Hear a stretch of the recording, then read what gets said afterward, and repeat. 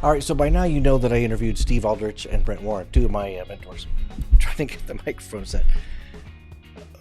Here's what you need to know about what happened behind the scenes. Before we started recording, they were so excited to see each other that they were just talking, and I couldn't get them to be quiet.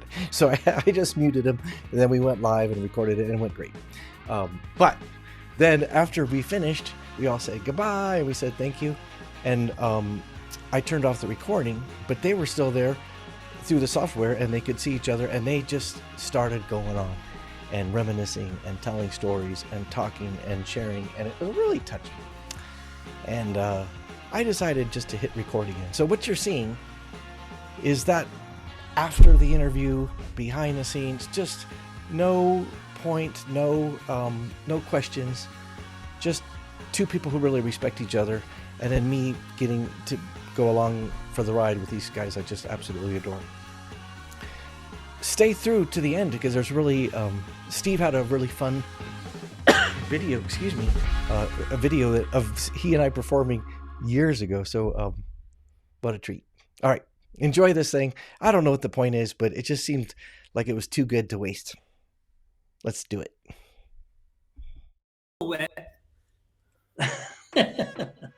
Yeah. Oh, they loved it though. They loved it. You know, they kept asking for more. And, oh yeah. Well, we can deal with the plight of the world.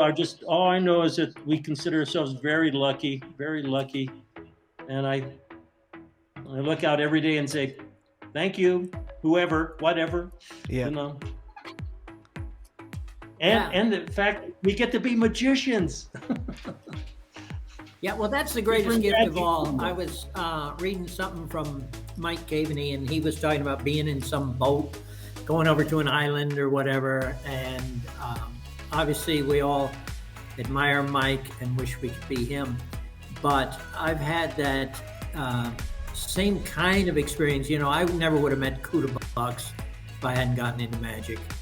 And a number of these unique situations where you have to look and say, if it weren't for magic, I wouldn't see this, I wouldn't experience this, I wouldn't have met these people. You know, like Orville.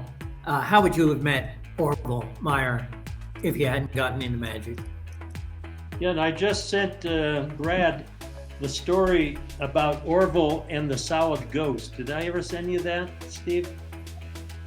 I don't know. I remember watching Orville do solid ghosts. Is this where he had the toothpick and he hammered on it, and then the guy came up and said, how do you sneak the thing under the handkerchief?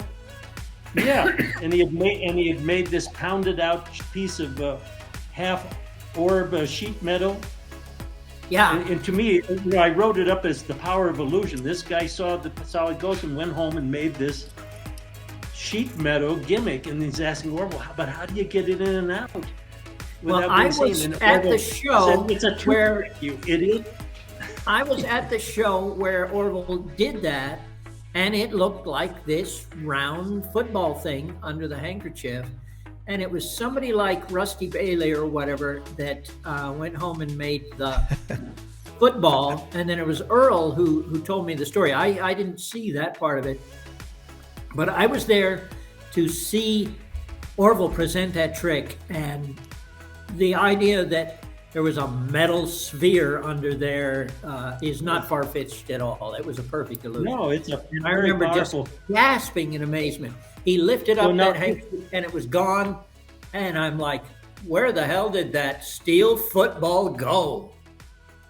Now, Brad, you might appreciate this. Every time I go into a hardware store, I go over to the tubing department, and they see me folding the tubes in half.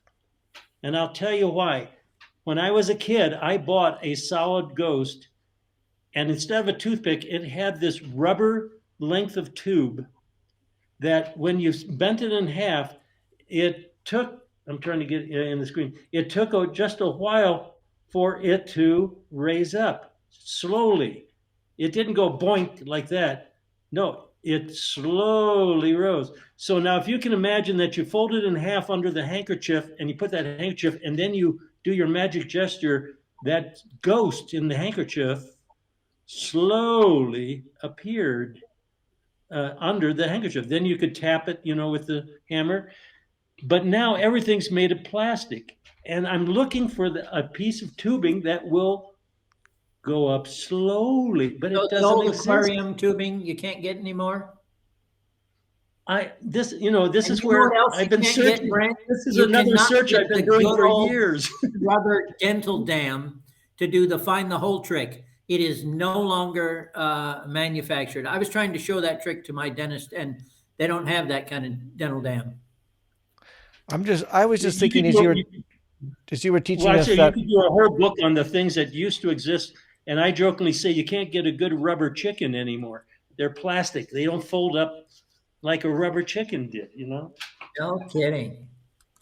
Yeah. Well, as you were teaching us about that, Brent, I was thinking if we stripped out the audio and just have you looking at the camera going like this, I could put captions saying erectile dysfunction is something that can be treated.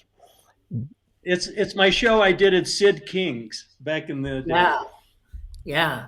Now, did you even know follow what Sid Brent's King's is? explanation of the aquarium tubing solid ghost, Brad? Yeah, I do you did. understand what I'm talking about there? Because it's the Glorpy trick, only much better, because the ghost, the handkerchief is completely flat, and then the ghost just rises up from nowhere.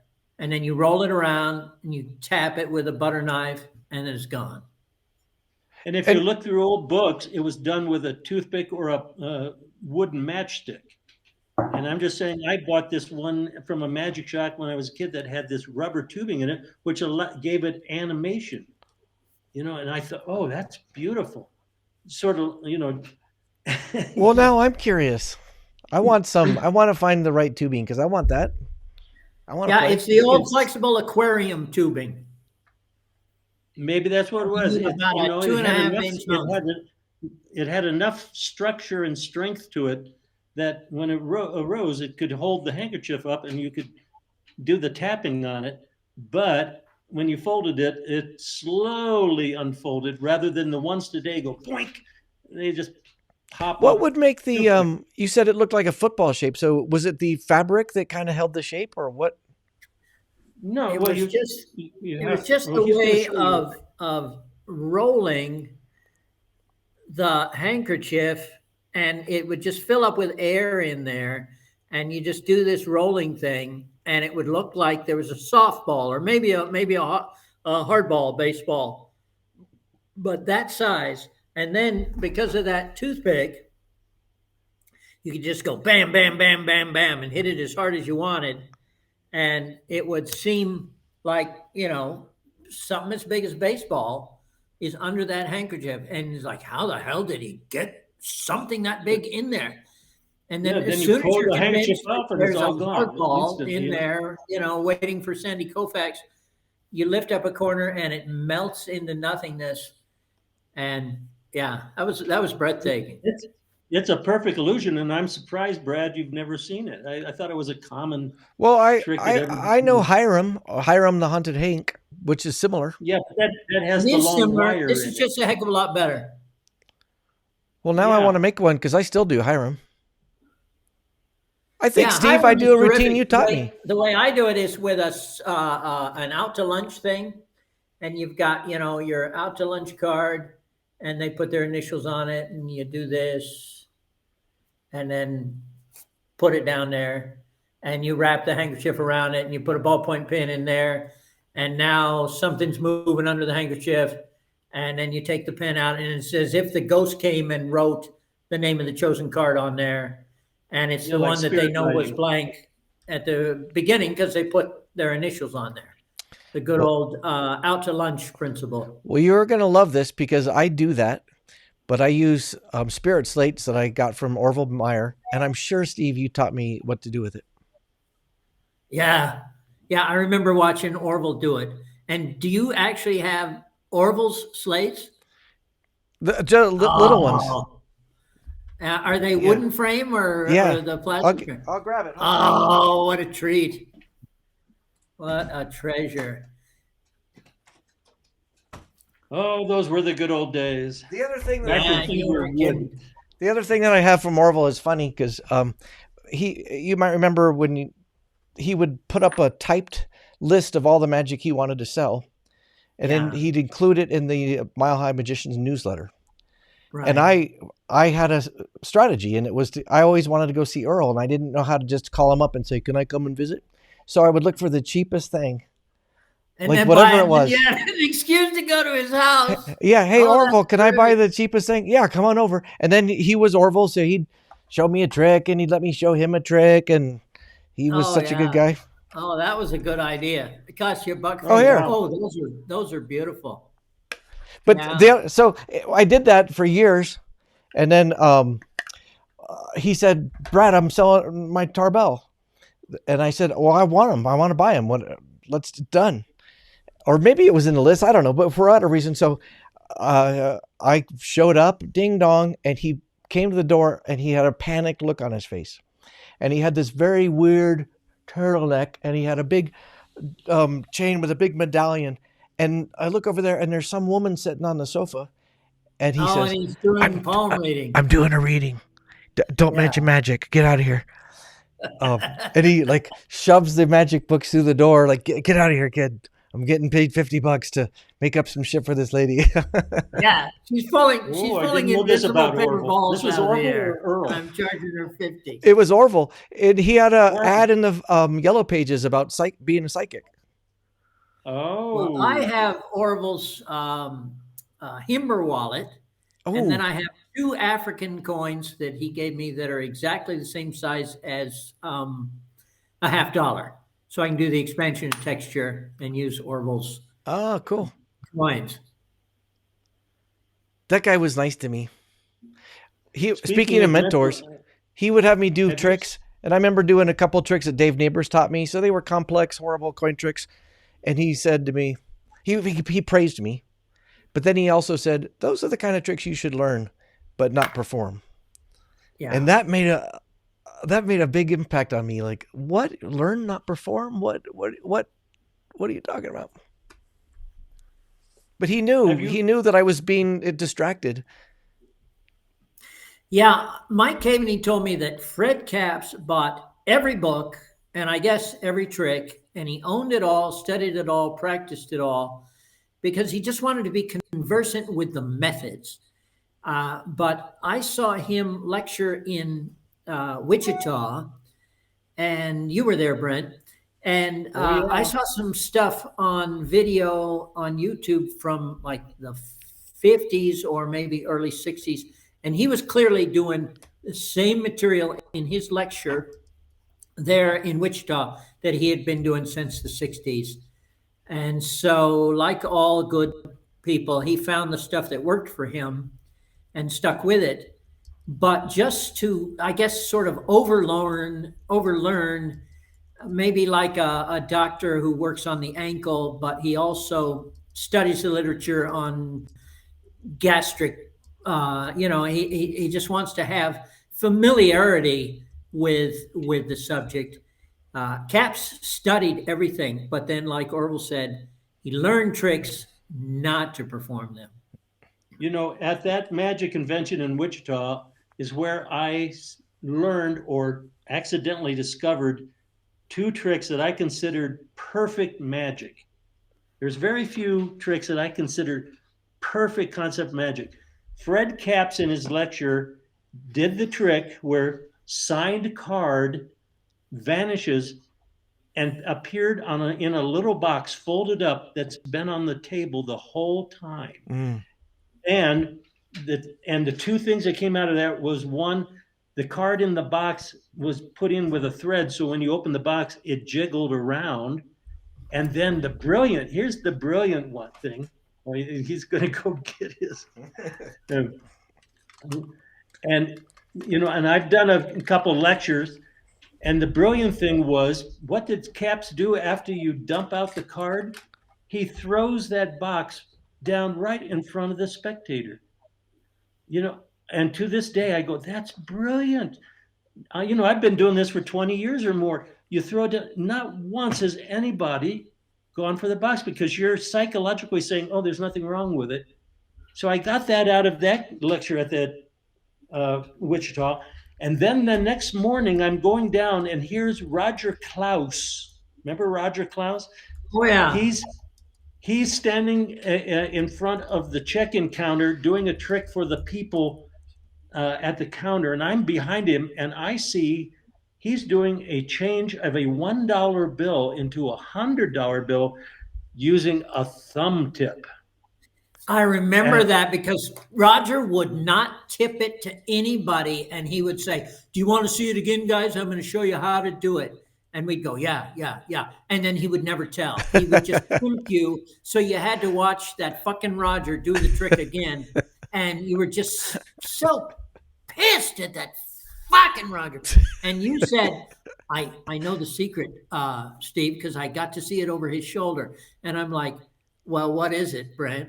"Well, I'm not telling you, Steve. Roger and I were the only two who've got it." well, And the thing is, I had to come home and develop my own folding and method to do it, but I saw the modus operandi. But I went, incredible trick. You borrow a dollar bill from somebody, your hands are empty, and you can change it into anything. I went, those were the two miracle tricks I consider. And I got to go to China, and I met with an old magician in Shanghai, and he showed me some old tricks. But then I showed him, this is 1984. I showed him the dollar bill change, and through a translator, he goes, "How you do? yeah, How you do that?" So I showed him that, and he had never seen a Vernet plastic thumb tip before. He just had the metal ones. Right. So Yeah. I gave him two Vernet tricks, and maybe I've changed the course of magic in China based Probably on did. that. Changed the course of magic history.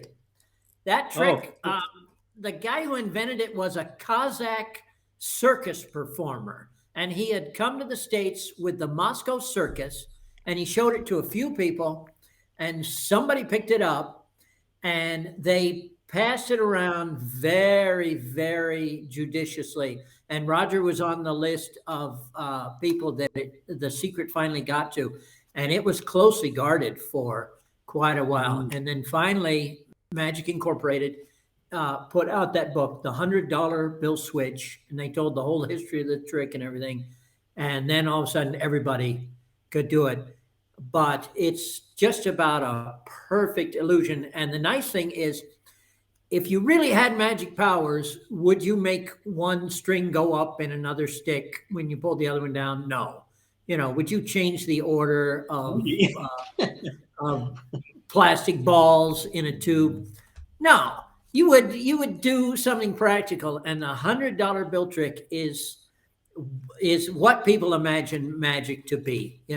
I'll just go and I'll change this 5 at the grocery store, and I'll make $500 bills, and I'll loaf for the rest of the day. So it has great audience appeal because it's what a real magician would do. it is. And just to say how I took it a step further, I don't know if you've seen it, but my routine is I change a 1 to a 20 because I don't want to carry $100 bill with me. I said that's too risky. So I 1 to a 20, but then I give people a clear dice, and I say on there is a 50, there's 100, there's 1,000. Use your imagination. I say you roll that dice, whatever comes up, I'll increase this 20 that used to be a 1 to that denomination and let you keep it. So I let them roll the dice, and most of the time they say, "Oh, 100." Well, the deal is I went and printed up fake money that says Murdoch money on it. Oh, yeah, I've got that. It's got IOU printed on the back. Right in the middle, it says IOU. So I changed the 20 to suddenly I go, "Ooh, I messed up. Will you take my IOU?" And I can give them this Murdoch money. And that's how I took it to I've got the one next in my step. room, and I'm still waiting for my money. Well, IOU is good for, there's no date on it, I guess. Anyway, I was just saying, but boy, that convention, out of that convention, that Wichita, came those two wonderful tricks. And that's the convention where Ali Bongo saw the show, which led to the thing, that swallowed the spider, that ate the fly, and then the Phone Family Circus. Yeah, and now today it's now been taken, it's now known as Kinky Boots.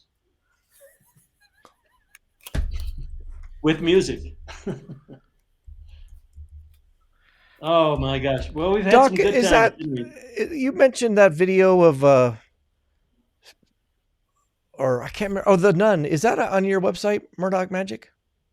No, the grudge matches, but I don't Yeah, know if the I saw the nun grudge is. match. I looked for Yeah. that while we were speaking, Brad, and I only have Fun Family from Wichita. I don't have the Abbott's in my video collection.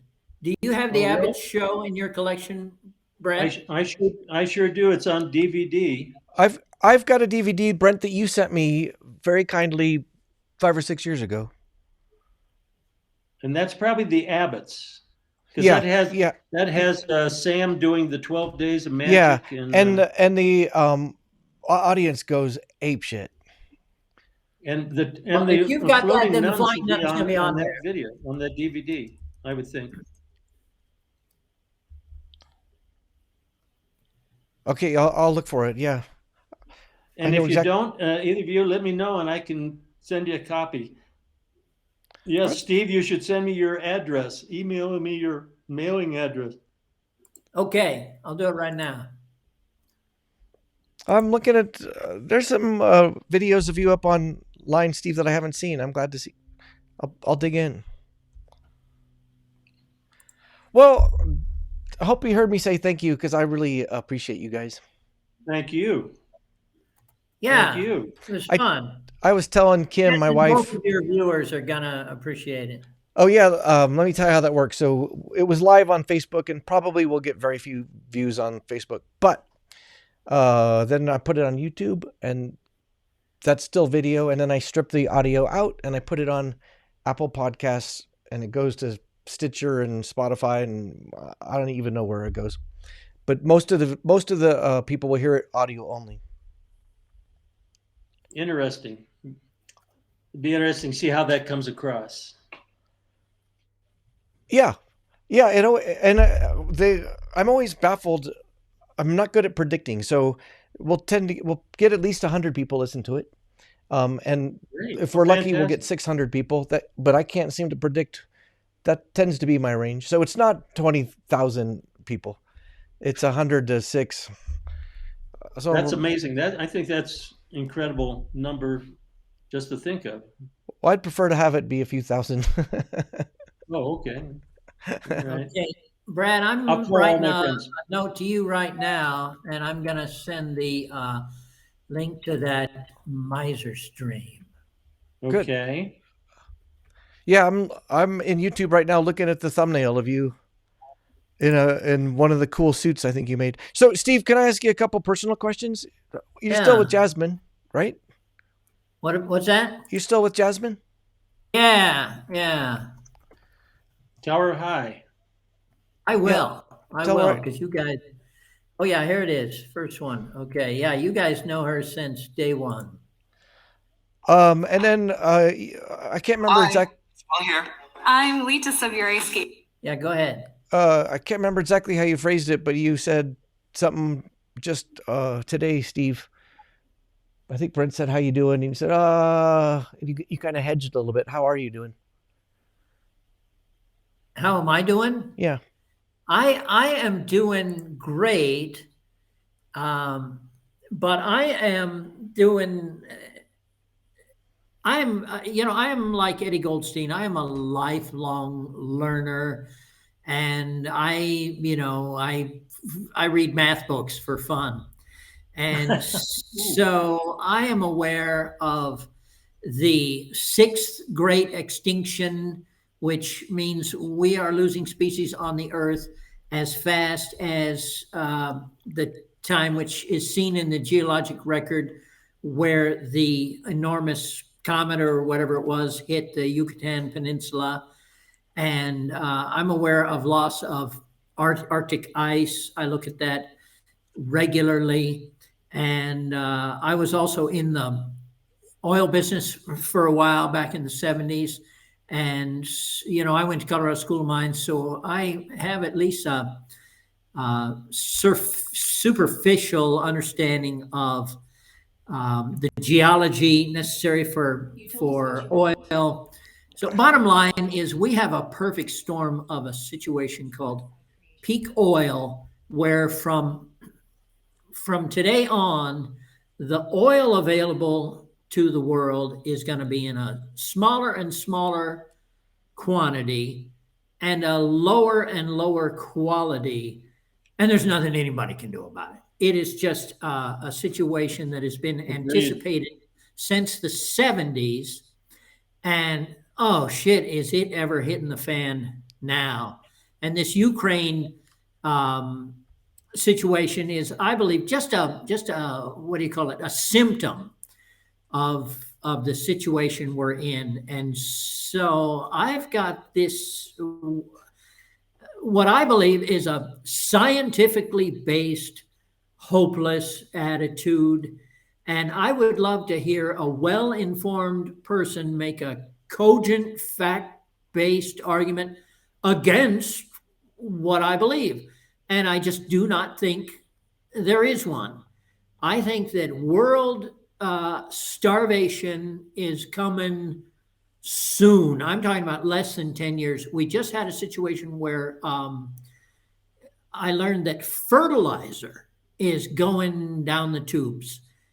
Some nation that makes a hell of a lot of fertilizer, one of their biggest factories, has just gone out of business, or some damn thing. The point is, there's going to be less food next year than this year. And it's probably going to be that way for many years to come. And so I'm sitting here on my quiet little farm saying, I guess I'm the only guy who knows about this. And I cannot believe that there are still people out there like denying climate change, talking about economic growth. I just had a woman make a comment to me on Facebook. She said, oh, the U.S. has enough oil to support 5% annual economic growth for decades. No, we don't. Sorry. And Santa Claus is not coming, and neither is the Easter Bunny. And so that's really a nutshell presentation of what's come over me. Well, other than that, I just wrote all of this up for Stan. What was the Stan Heller? What was the name from the touchdown? Was it Stan Heller?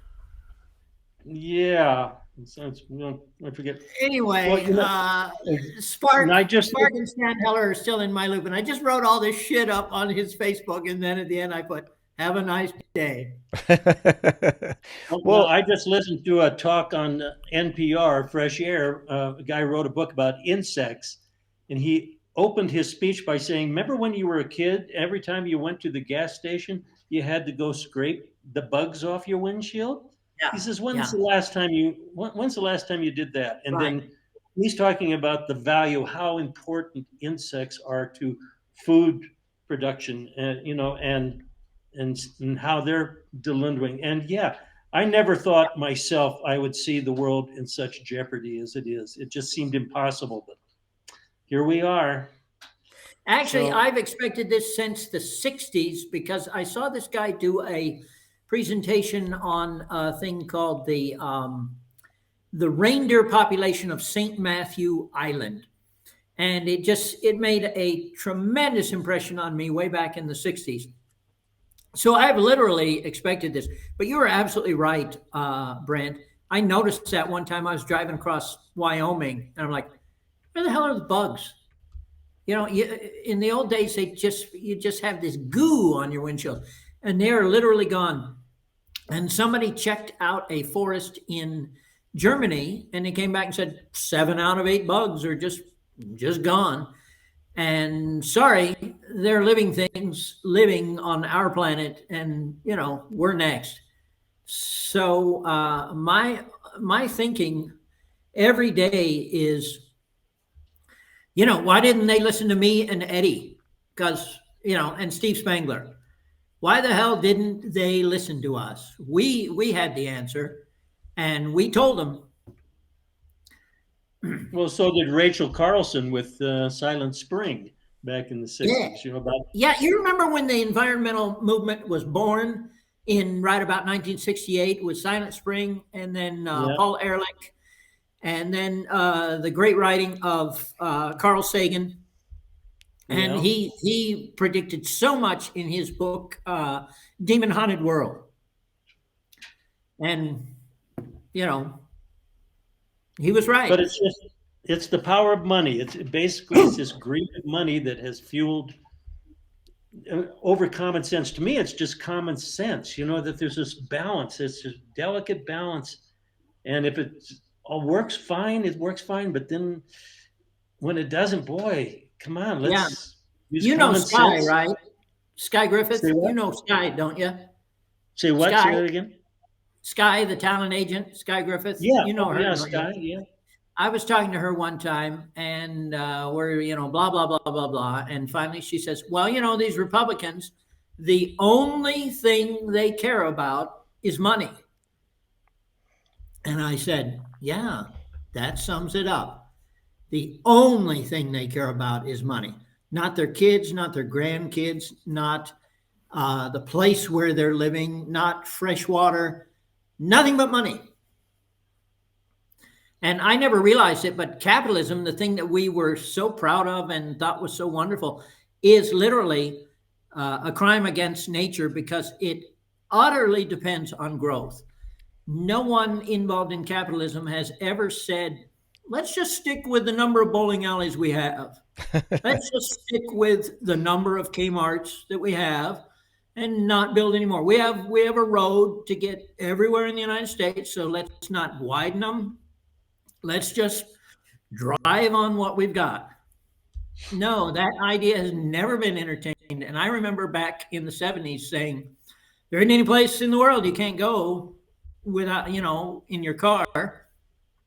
Let's stop now while there's still a few unpopulated areas like the Amazon, which is, you know, apparently rapidly going to turn into the South American Serengeti Plain.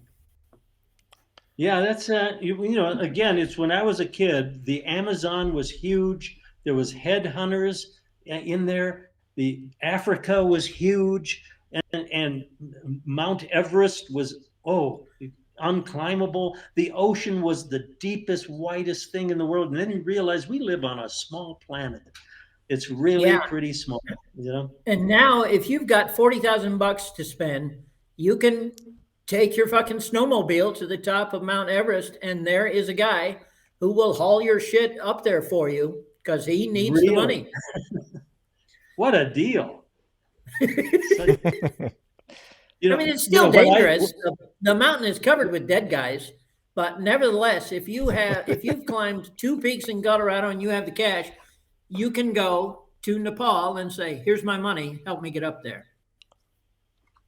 Yeah, let's hear it for Tenzing Norgay. Well, for Tenzing, man, he hauled all that stuff up for, who was it? Who's the guy who climbed? Oh, the British guy. I know who you're talking about. Yeah. Oh, come on. Come on. You know, well, you know, I have to laugh. You know, when I drive to town, Edmund Hillary. Hillary, that's right. When I Edmund drive Hillary. to town in my little Impreza. After he climbed Everest, he decided that he was just going to hang out in Nepal. And so he had a little house like next to the trail. And as people hiked up, he would sit on his front porch and go, oh, here's this year's crop of suckers. I heard watch out for that. Watch out for that. Watch out for that frostbite, you fools. Yeah. But I heard he did a mean version of Chinese sticks for him when they were passing by. And he never had an ending. He didn't have an ending. No ending. He never asked me. The Tibetan rods of mystery. But you know what I love today is I drive a 2003 Impreza, an old beat up Impreza. And in town, I love it when a Ford F-150 pulls up next to me. It's like a dinosaur. And it's one person in the truck. You know, Brad, I hope you don't drive a Ford F-150. But I got 3 of them, and 3 of them in my 8-car garage. Oh my God. I have to figure out where I'm going to park my yacht before they take it away from me. Oh, yeah. Gosh. I'll cheer for you. Because you want to get on that, is what I think. Yeah, I hear the Maldives is good. They just built a Oh, yacht. what a world! What a world! But Holland. They just built this yacht in, I believe it's Holland, and they've got this enormous drawbridge, like 2 vertical standards, and then you know what I mean, and then a horizontal piece which goes up and down. Oh, yeah. And when a boat passes, they raise it up. And this yacht is so fucking big, they're gonna have to dismantle the bridge. So, like, nobody in the shipyard said, oh, by the way, once we're done 2 years from now, how are we going to get it out of the harbor? It's like building a boat in San Francisco Bay, and you forgot that you have to get under the Golden Gate. I mean, they literally are going to have to dismantle the fucking drawbridge. I don't understand how it's cheaper to putters around. How is it cheaper to dismantle a drawbridge than saw off the top of the boat and put it back on? I guess if you've got enough billions to create the world's biggest yacht, the fact that, you know, Boston is in your way is like tough shit. Tell these Bostonians to get out of the fucking way of my yacht. Those yachts drive me nuts because they're mostly empty. Like, you know, you go on a vacation for a week or a month, and then mostly you're done. Till next year when you go a week or a month. Well, it's like mountain homes that people build these giant homes, and they're only there for a week out of the year, you know. Yeah, decadence.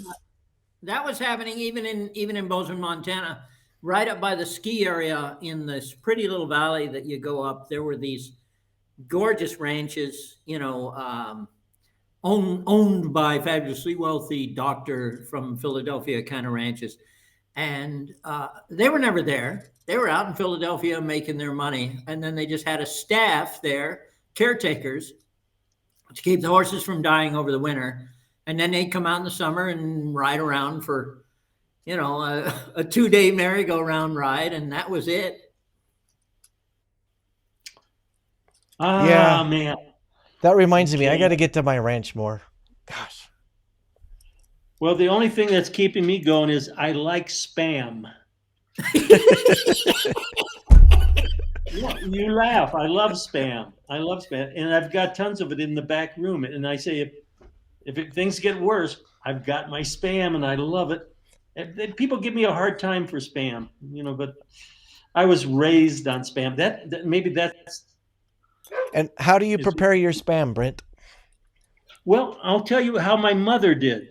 You take the big chunk of Spam, put it in a baking dish, and you put chopped onions on it, and then molasses. Ooh. And you bake it, and it's great. So you cook it like a little roast. Onions and molasses. Yes. Like and then I also like fried Spam and eggs. You know, just like, well, it's ham. It's just basically ham. Well, it's part ham and it's part spud. Now you tell me.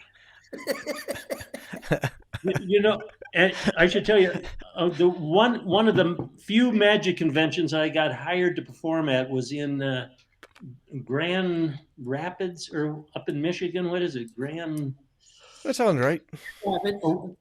Where was Houdini born? What was his town? Oh, Appleton. Well, he was actually born in Budapest, Hungary, but he always claimed to be born in Appleton, Wisconsin. Oh. Well, this was a convention. I think it was Appleton, but I was coming back, and I stayed the night in one of the first towns in Iowa, and across the street from the motel was the Spam factory. I kid you not. That had to have been as exciting as the world's biggest ball of twine, which you can find on Google Maps, by the way. Did you go see the Spam factory? Well, they wouldn't let you in. They had armed guards. No, I'm joking. But speaking, you know, the phone find family. Out about the secret 11 herbs and spices. That same Wichita convention where we were talking about, or maybe it was another one.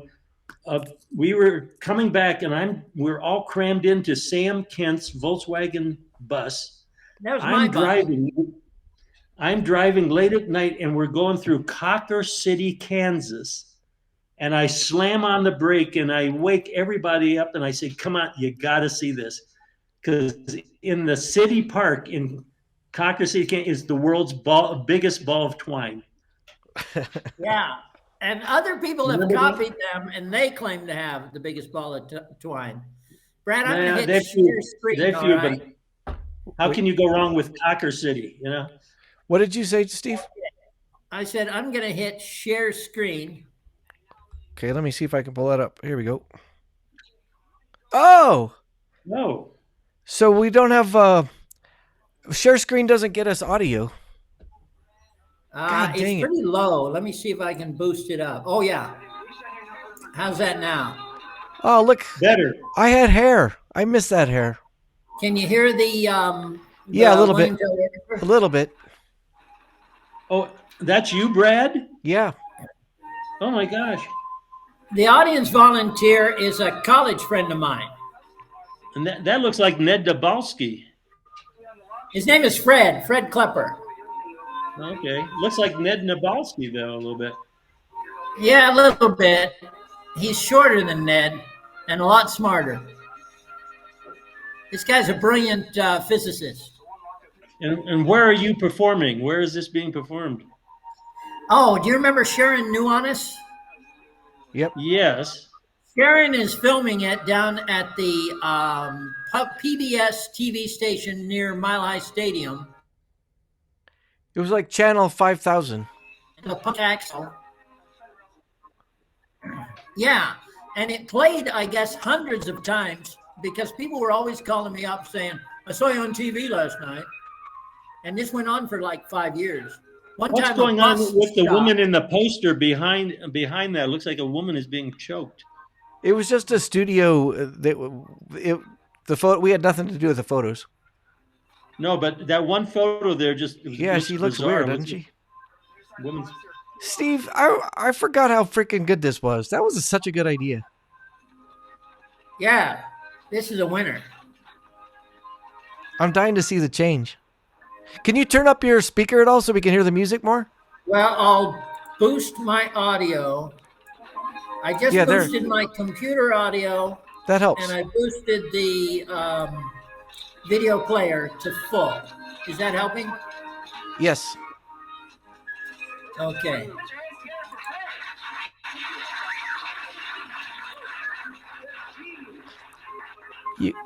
And the tux looks almost normal. Yeah. Ladies and gentlemen, don't blink or else you miss the best illusion.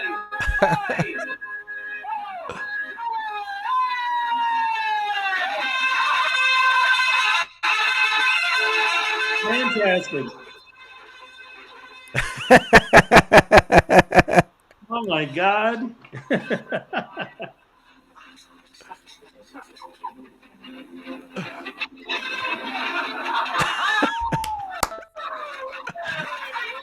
Oh, that is funny.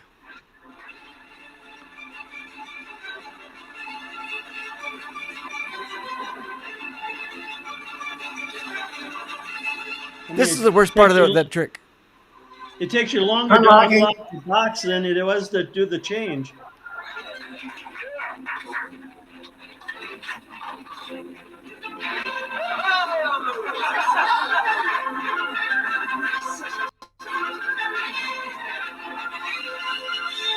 Yeah, those locks take forever. My God.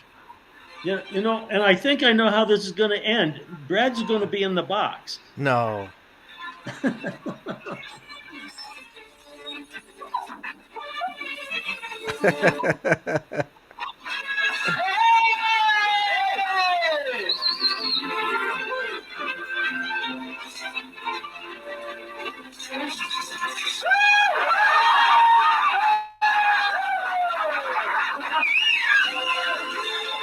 Now, wait a minute. Who is that?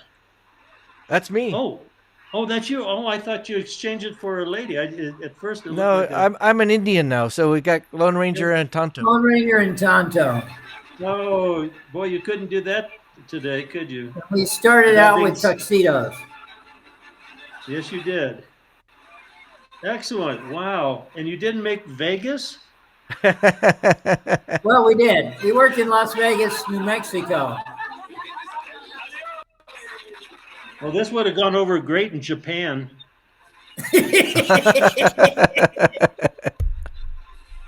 Oh, well, that's brilliant. I've never seen this before. Oh my gosh, that's wonderful. How do we get? Let me see. There we go. Oh, okay, we're back. And I was going to say that if you go to my website, imagelust.com, and click on video productions, it takes you to my YouTube channel where the grudge match. I have the grudge match on. Yeah, and I just rewatched that, Brent. It's so funny. Image Lust. There we go. So you've got a grudge match on YouTube, Yeah, I do. and it's from Abbott's. Yeah, I think that's the only one we got. And of course, that Yeah, I first think so. Abbott show was the best. Yeah, because we had the Magician's Crowd, and when we whipped out the Appearing Canes, they just about pissed their pants. Oh yeah. Brent, Yeah. this photo just kills me. I love that photo. Have you seen this, Steve? This is my new persona, Mr. Walker Fishman. Oh, let's see. I may have seen that. I think so. Well, I think it's you kinda sent brand something out new. with video on it. Got it last year, but that damn fish, man, I tell you, brings a lot of laughter. So, Brent, are you using that to blow off steam? Like that gives you joy, and you go and play? It just kills. And you know, the thing I didn't talk about was my worship of the Twilight Zone. I grew up with the Twilight Zone, you know, and to me, that's what I say to people when they see the fish. I go, "Welcome to the Twilight Zone," and just to see them break their normal persona and crack up at this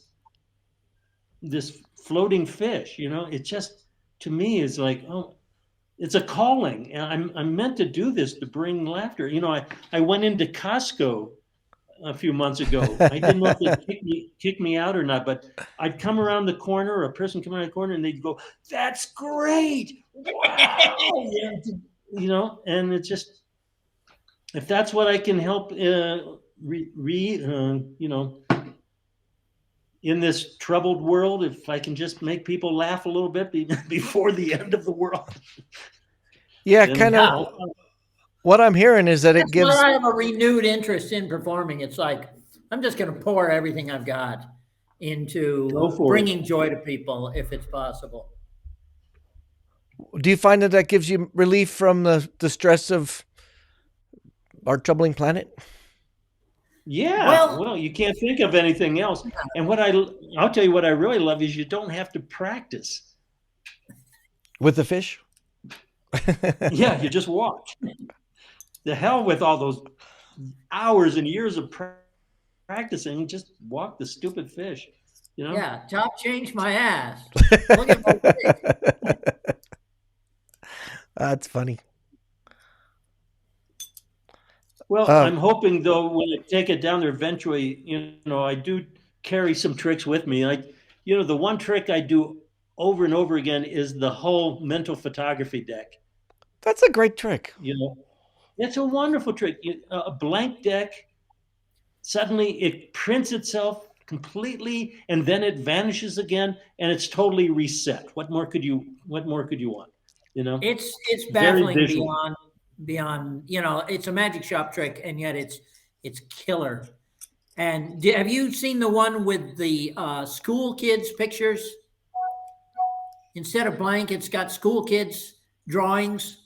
Oh, and it's the same thing. They have these crude drawings of Jack of Hearts and a crappy looking back design, and then it turns into a real bag, and then you can do a quick little mind reading thing, and then it goes back to the kids' drawings. Yeah, do we have a minute? I'll show that to you. Yeah, great. Yeah, it'll just take a sec. I want to show you a trick too, because I'm practicing something new. You can do that money trick or something different. Something different, but with money. What are the chances? what's going to happen when money goes digital? Yeah, then we're going to say, like, hey, look at this antique I'm holding. Your grandpa used to have these. They're called coins. It's like all the handkerchief tricks that went bye-bye because nobody carries handkerchiefs anymore or wear hats. Well, I was at a magic conference. I was at a magic conference in early February in Magic Fest in Ohio. And this dude came up and he did cigarette magic. And I've never seen cigarette magic except for in books. It was so great. Oh, wow. Here, Yeah. hold on, Steve. I'm going to pull you up. There you go. Okay, so you say I did a show at an elementary school, and the kids, to say thank you, they made a pack of cards for me. And so there's the 4 clubs drawn by a kid. And then the backs are all different too. And I liked this so much. Like here's the King of Diamonds. Oh, This is the only commercial thing I've purchased in 10 years. So you show all those kids' faces and all that, and then it's, mental photography, exactly. Change it into a real pack. And then it's got a little thing where this card is marked. This card right here is marked to reveal that one. So you can say, tell me when to stop. And when I'm showing you this, I look down here, and of course I can see it on the screen, but it's printed right on the back of this one. JS is printed here. nice. So I know you're looking at the Jack of Spades, so you can say stop. And the one I'm showing you is going to be the 10 of Hearts. And there it is. So you get a tiny little Mentalism. mind reading thing, and then, blah, blah. And then just like mental photography, goes back to the kids' cards. Regression. So it's So- exactly a mental photography pack, except you got these funny kids' drawings. So I like it a lot. I like that a lot too. Plus, that works through a camera. I feel like So, more and Steve, more. you could say the kids in the kindergarten drew it for you, and at the end when it switched back, you can say, this is what the people at the old folks home drew for me.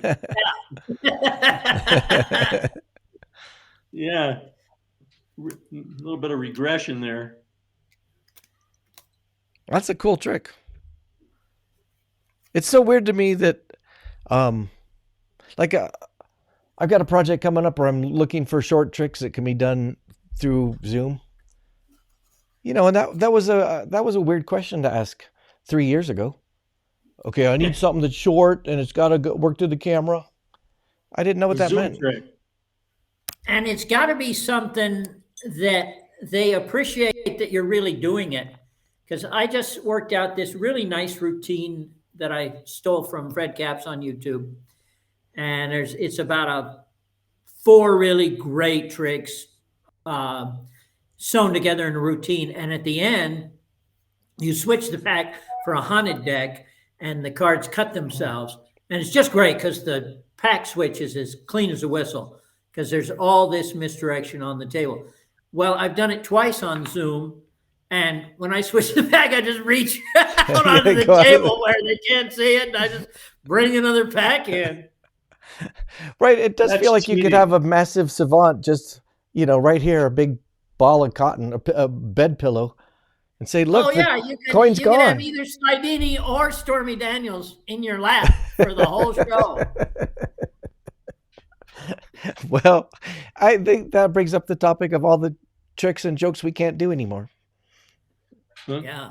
Like this. Were you going to show a trick? Yeah. Can I Brian? show you something real quick? Let's see if I can make it easier.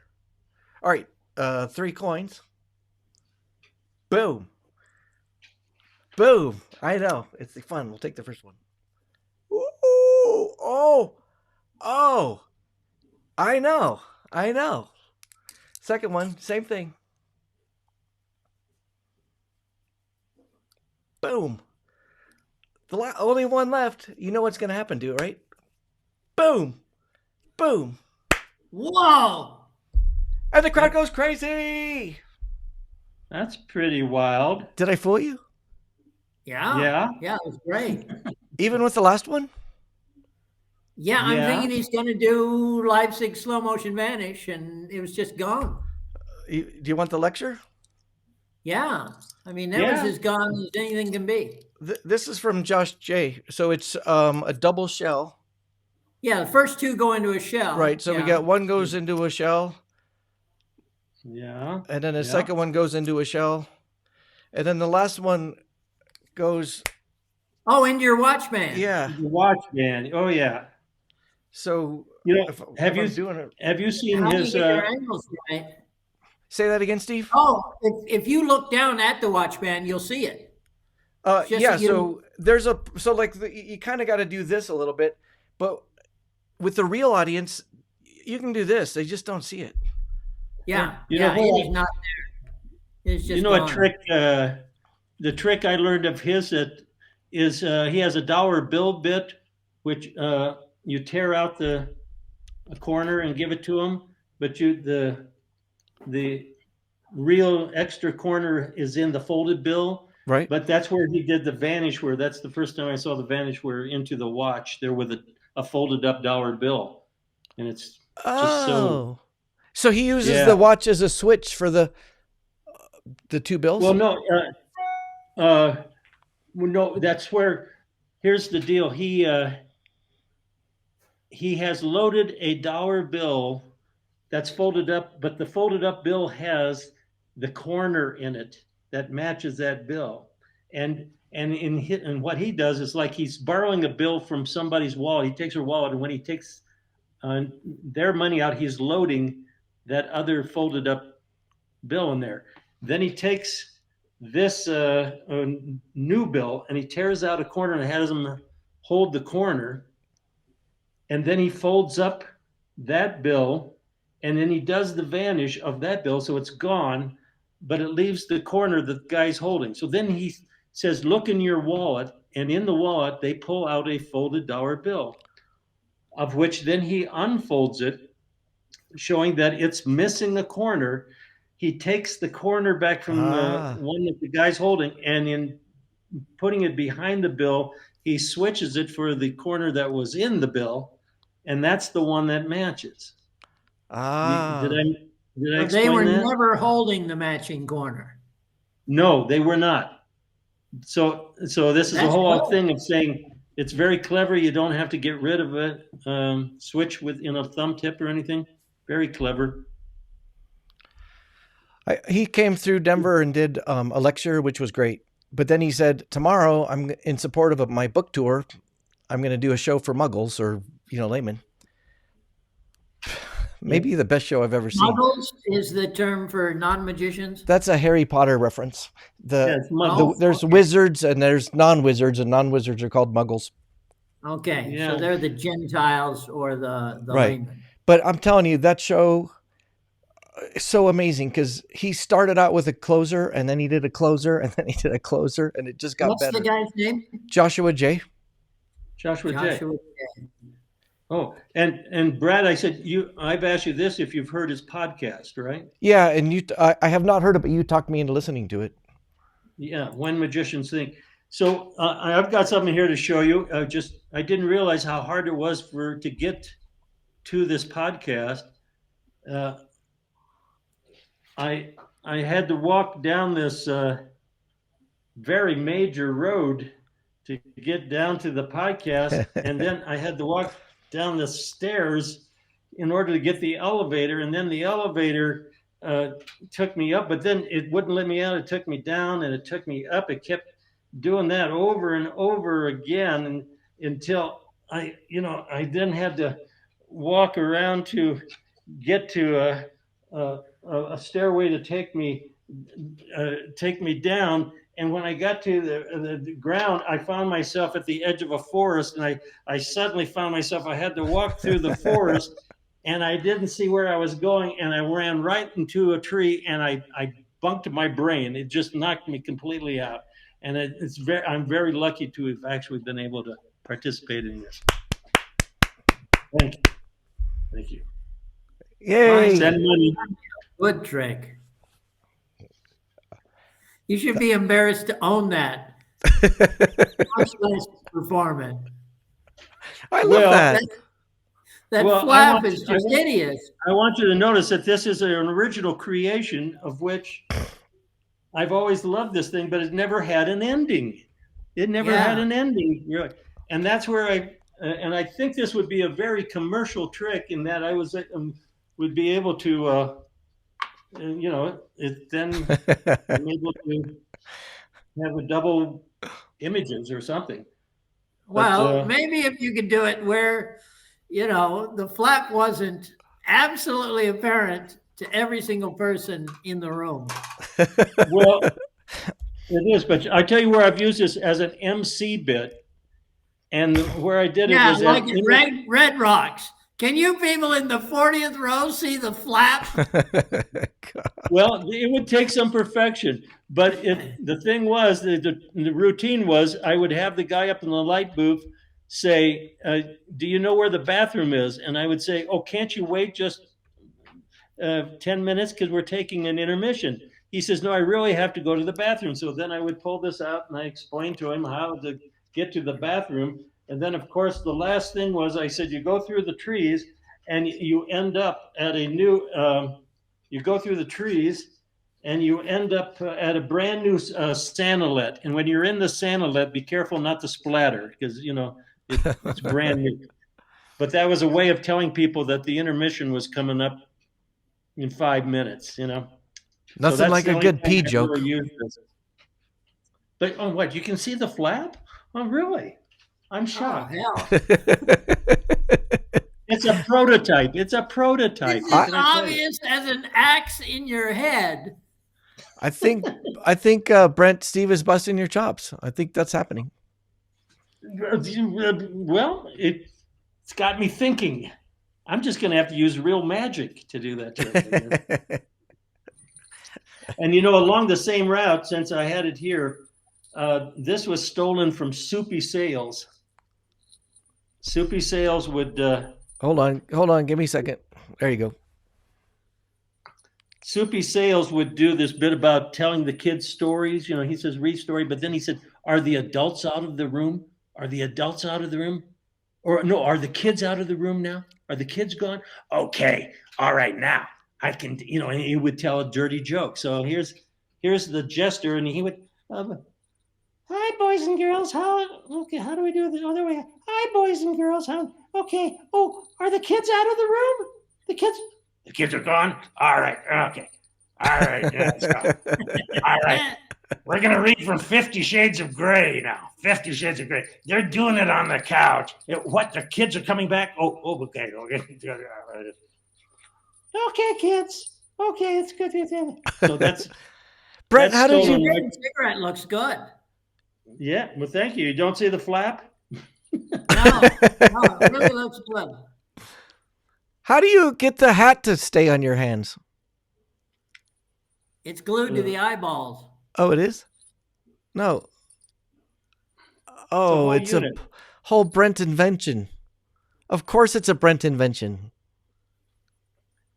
Okay, so the cigarette, is it kind of spring-loaded? Yeah, it's just it's on a flap.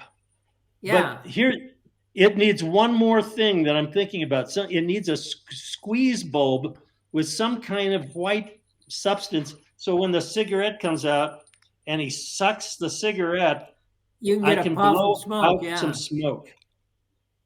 See, that would be the ultimate thing, is to have smoke come out of the mouth. Well, the appearance of the cigarette is just excellent. It just shoots right out. Well, thank you very much. Thank you very much. Yeah. Anyway, that just that's fun. But that was stolen directly from a routine of Soupy.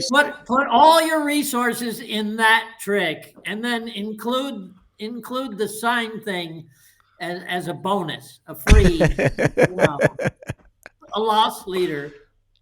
Yeah. Okay. Well, I'll throw in a solid ghost too. I'm assuming the flap's not obvious in front of a live audience, like it is on the 6 inches from a camera.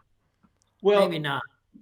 Well, you're absolutely right, because these this is handmade, and this is the prototype where I had to come up with some kind of switch device here that would unlock the flap so that it would fold down. So at least I got to work, but ideally it needs to be printed on maybe real thin plastic in such a way that it would hide the flap. But again, from a distance, Well, it looks better already now. And if the flap was, I mean, if the arrow was fabric, yeah. Like that's felt or velvet, then the line across the arrow wouldn't catch any light. absolutely no. Those are probably As it catches the light. There's just a horizontal line across there, and it's like, oh, that's a hinge. yeah. Now this has a piece of tape, black tape across it, which kind of hides it pretty good.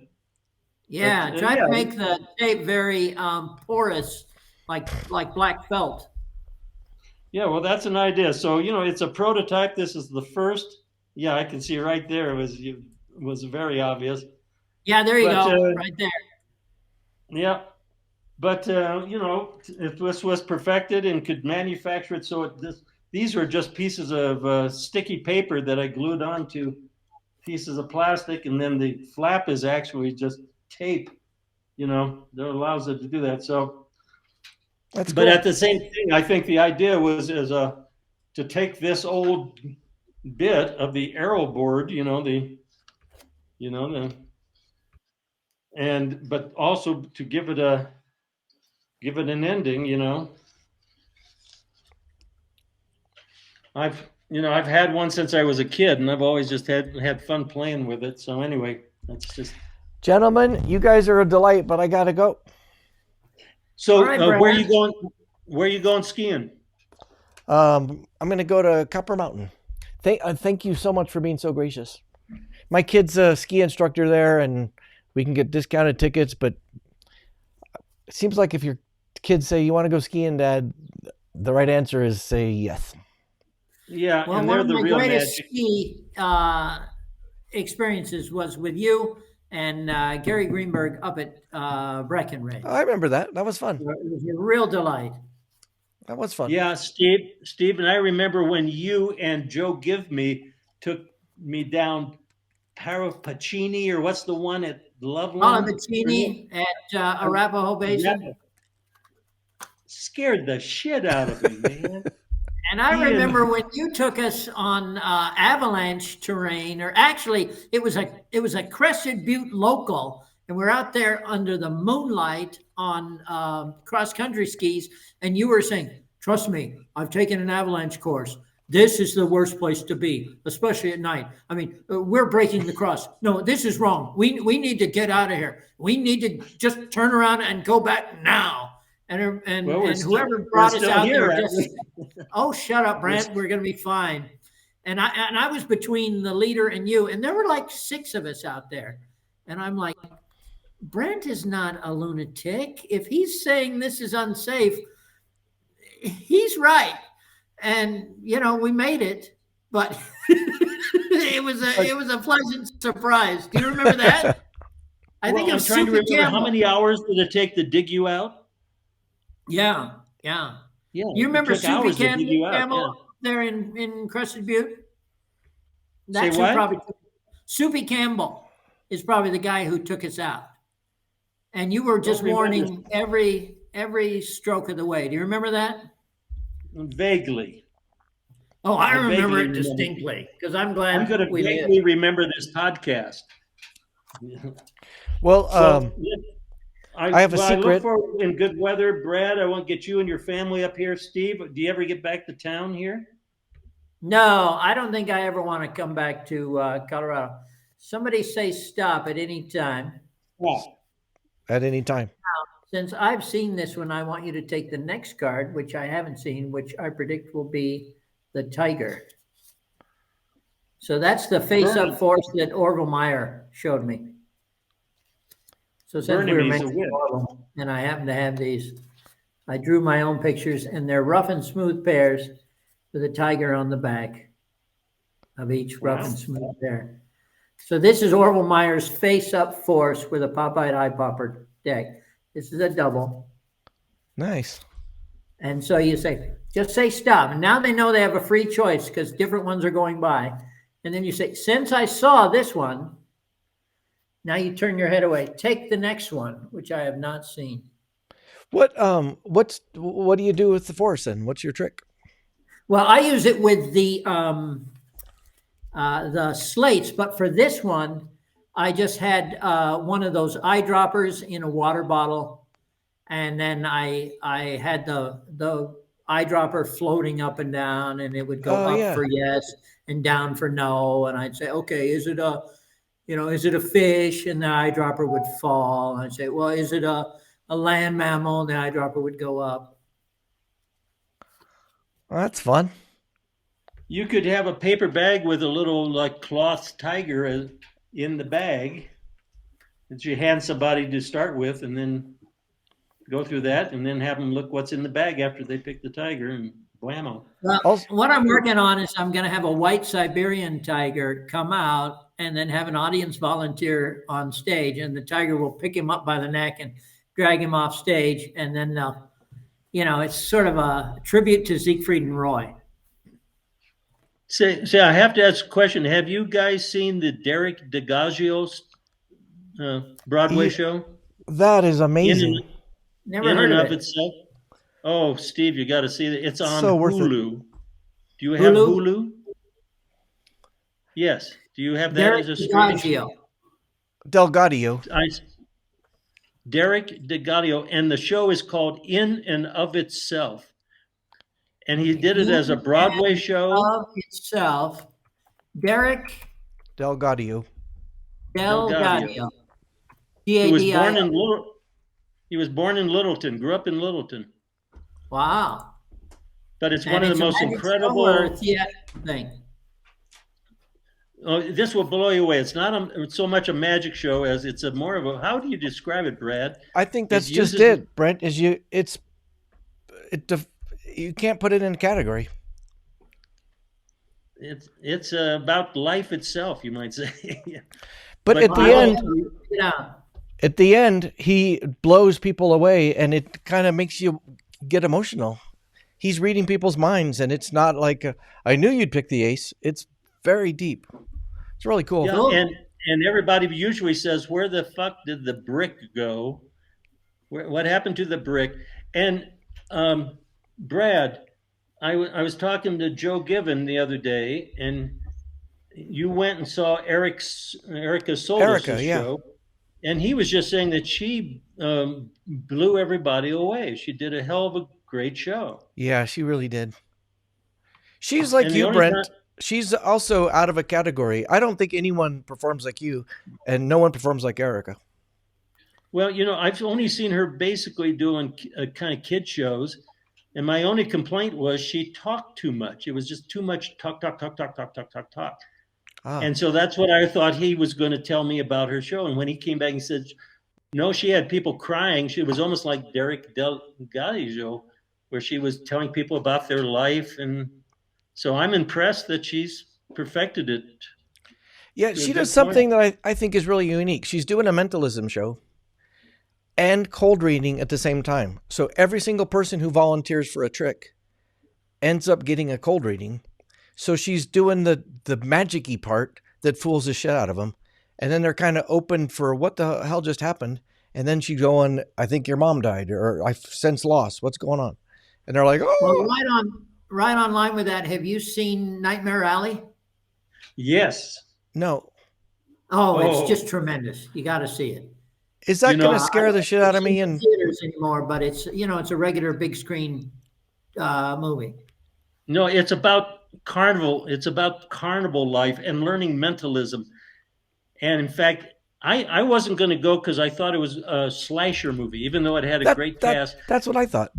But Joe Given calls me a month or so ago, and his only words were, "Have you seen it?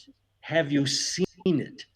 Have you seen it?" And I went, no. He says, go see it. I caught the last showing in a big theater to see Nightmare Alley. And just this morning, Larry Crowley called me and said, oh, it's on Hulu. Oh. I think it was Hulu. And he said he just watched Nightmare Alley last night, and it will blow you away. There's a few violent parts. You got to see it, Brad. And I know you want to go, but I got to add something that's worthwhile. Please. The original novel was written by this drunken guy who knew a lot about magic, who also wrote a book about Houdini. And there's a previous Nightmare Alley with Tyrone Power that is also good. But in the novel, the mentalist is trying to convince this rich Elon Musk kind of guy that his powers are genuine. So they bring him into this laboratory, and they have an industrial balance, a real sensitive, like chemist balance.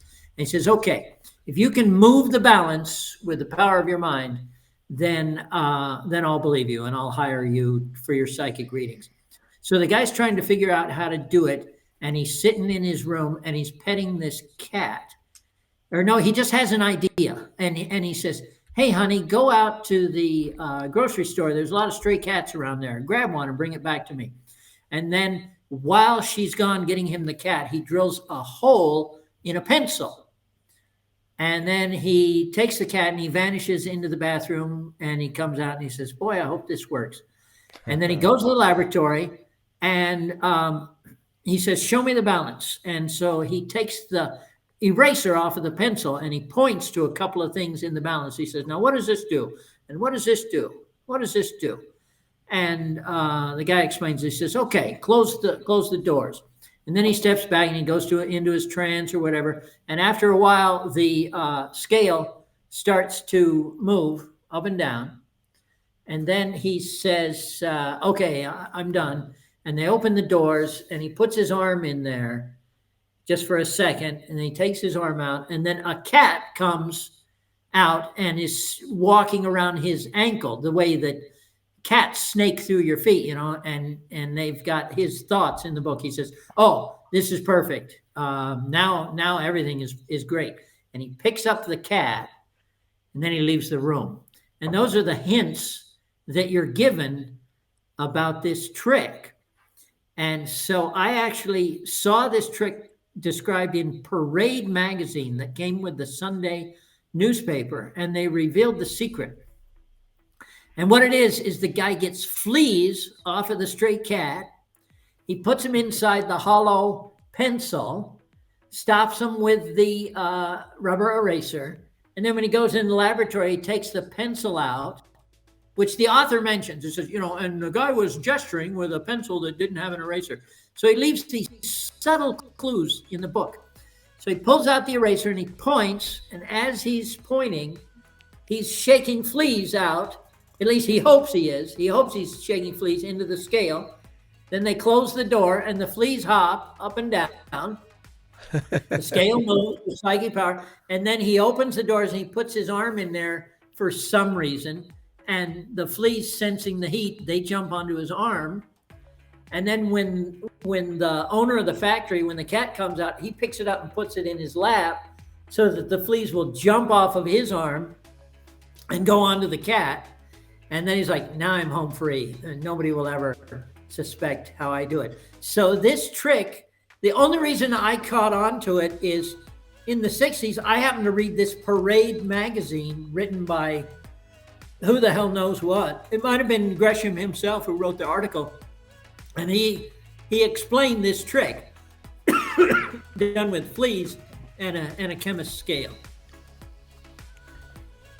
Is that real, or is that like a wives' tale? Did that really happen? I'm guessing that whoever invented this trick thought it up as an idea, kind of like about half of Animan's stuff. Animan invented all these tricks that nobody ever actually performed, but they were great ideas.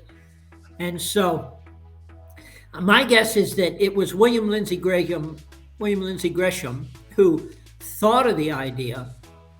Therefore, he must have been the author of the article I read in Parade magazine, because he was a professional writer.